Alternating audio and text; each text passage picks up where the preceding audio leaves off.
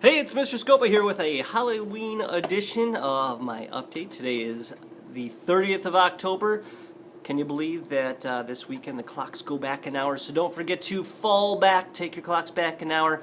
Look at it this way, after a night of trick-or-treating you get an extra hour of sleep, which is always a good thing. So don't forget to turn the clocks back an hour, otherwise there'll be an issue with arrival time on Monday and so forth. So very important. But speaking about Halloween and trick-or-treating, coming home with your kids yesterday is an optional program. This is the Trick or Treat for UNICEF. It's a great program. It's just one of the ways that I throw out a possibility for kids to somehow go through and help the global community. On the back it talks about some of the things that we can do. $5 gets food for a malnourished child for 5 days. $15 gets a year's worth of clean water for a child.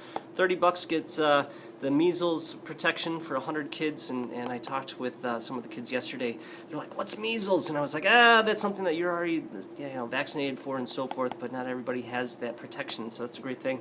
If we raise $400, we get a pump to get clean water for a whole town, and so that's huge.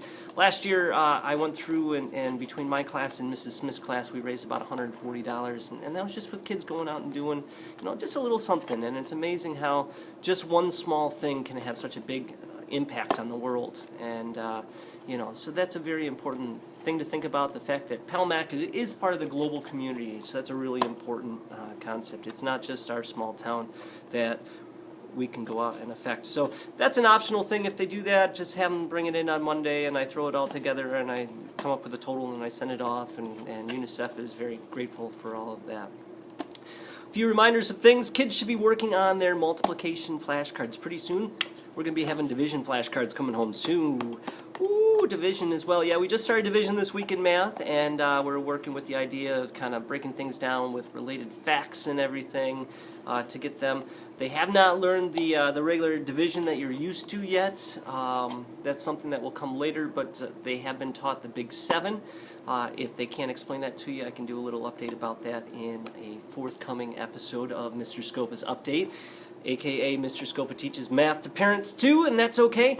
Just a reminder that in their notebooks, in their binders, they've got a packet of papers that's listed as SMH. That's the Student Math Handbook, and it's pages that will help them with the different assignments, like we're working with remainders right now. And there's a couple pages of talking about division and what to do with the extras and remainders and things like that, where it kind of talks about different situations. And so that's a great resource. And if in the upper right-hand corner of the paper, there's usually like a little note, and then it'll give pages of the Student Math Handbook Guide. I don't hand it out in order. I only hand out the papers that go with that current unit, so they might have to flip from packet to packet to find those. But they're in there.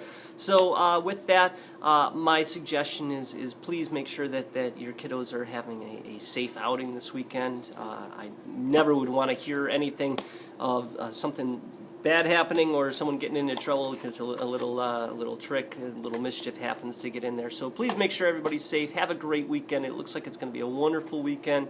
And with that, we'll see you next week, seemingly an hour earlier.